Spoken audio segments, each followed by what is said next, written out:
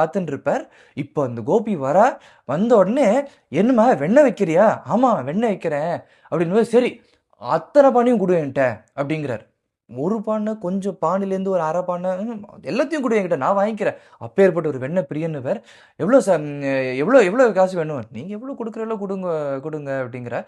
சரி அப்படின்னு சொல்லிட்டு பேசி காசெல்லாம் காசு குடுத்து, அந்த வெண்ணெயெல்லாம் 2 பானை வாங்கிக்கிறார்.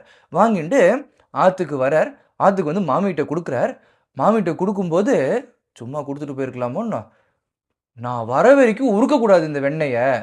அ உருக்கக்கூடாது இல்ல, இந்த வெண்ணெய தொடக்கூடாது நீ." அப்படின்னா மாமிக்கு கோவம் வந்துருது. எனக்கு என்ன வேற வேலை இல்லையா? வந்த உடனே இந்த பானைய வச்சு வெண்ணெய உருக்குறது, இந்த தொட்டு தொட்டு ஏதாவது பண்ணிட்டு இருக்கிறது எனக்கு வேலையா என்ன? மாமிக்கு கோவம் வந்துருது. அதனால வந்து ரோஷமா திரும்பிட்டு உட்கார்ந்துட்டு இருக்கா. அ கம்சன் ராஜா வெயிட் பண்ணிட்டு இருப்பாரு அப்படின்னு சொல்லிட்டு மந்திரி காத்தால கிளம்பிட்டார். கிளம்பிட்டு கம்சன் சபையில என்னமோ சொல்லின்னு இருக்கான். இவர் மனசுல வெண்ணெயில தான் இருக்கு. அச்சச்சோ! ஆத்துல மாமி வந்து வெண்ணெய் வந்து அவ்வளோ அப்படியே சாஃப்ட்டா கெட்டியா இருக்கிற அந்த வெண்ணெய உருக்கி நெய்யாக்கிடுவாளோ! இல்ல தொட்டு பாதி எடுத்துட்டுருவாளோ! என்ன பண்ணிட்டு இருப்பாளோ! கம்சன் இம்பார்ட்டன்ட்டா சொல்லின்னு இருக்கான். என்னோட அஷ்டமோ கர்ப்பஹா எங்க? அந்த 8வது கர்ப்பம் எங்க? அப்படின்லாம் பேசிட்டு இருக்கும்போது, இவரு வெண்ணெயிலேயே இருக்காரு அவர். ஸோ, அதனால என்ன பண்றார், நம்ம லஞ்சுக்கு வந்து 12 மணிக்கு தானே வரணும். இவரு 11 மணிக்கே எனக்கு பசிக்கிறதுன்னு லீவ் சொல்லிட்டு கிளம்பிட்டார். கம்சன் பார்க்குறான், வாட் இஸ் ஹேப்பனிங் அப்படிங்கிறான். பட் இவருக்கு வெண்ணெய் வேணும்னு சொல்லிட்டு கிளம்பி வந்துட்டார். ஆத்துக்கு வந்த உடனே மாமிக்கு கோவம் ஒண்ணும் போகல. அதனால எல்லாம் சமைச்சு வச்சிருக்கா, எல்லாம் பண்ணியிருக்கா.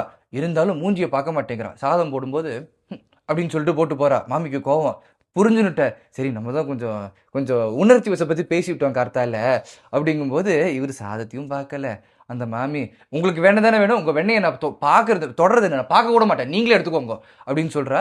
இவரும் வெண்ணெய எடுத்து போட்டுக்கிறார்.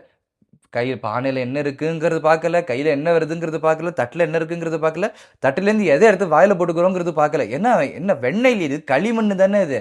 ஸோ, அவரு வந்து அந்த மாமிய பார்த்துட்டு, "ஏன்டி கோச்சுக்கிற? அப்படிலாம் கோச்சுக்கூடாது. நான் சும்மா விளையாட்டுக்கு தானே சொன்னேன்." அப்படின்னு மாமிய கொஞ்சிண்டு, மாமிய பார்த்துட்டு சாப்பாட கோட்ட விட்டார். அந்த களிமண்ண சாப்பிட்டுட்டே இருக்கார். இவரெல்லாம் கொஞ்ச நேரம் சாப்பிட்டு பார்த்ததுக்கப்புறமா இந்த தட்ட பார்த்தோன்னா கொஞ்சம் கருப்பா இருக்கு. ஏன்டி வெள்ளையா தானே இருக்கணும், கருப்பா இருக்குன்னு. இது காரா பசு வெண்ணையா இருக்கும், அதான் கருப்பா இருக்கு. எனக்கு என்ன தெரியும்? நீங்க தானே வாங்கிட்டீங்க. நான் தொடவே இல்ல. நான் பார்க்க கூட இல்ல உங்க வெண்ணெய. அப்படின்னு மாமி இன்னும் கோச்சுட்டு தான் இருக்காளாம். சரி, ஓகே அப்படின்னு சொல்லிட்டு இந்த மாமியே ஃபோக்கஸ் பண்ணிட்டு அத்தன களிமண்ணையும் சாப்பிட்டு விட்டாரு இவர்.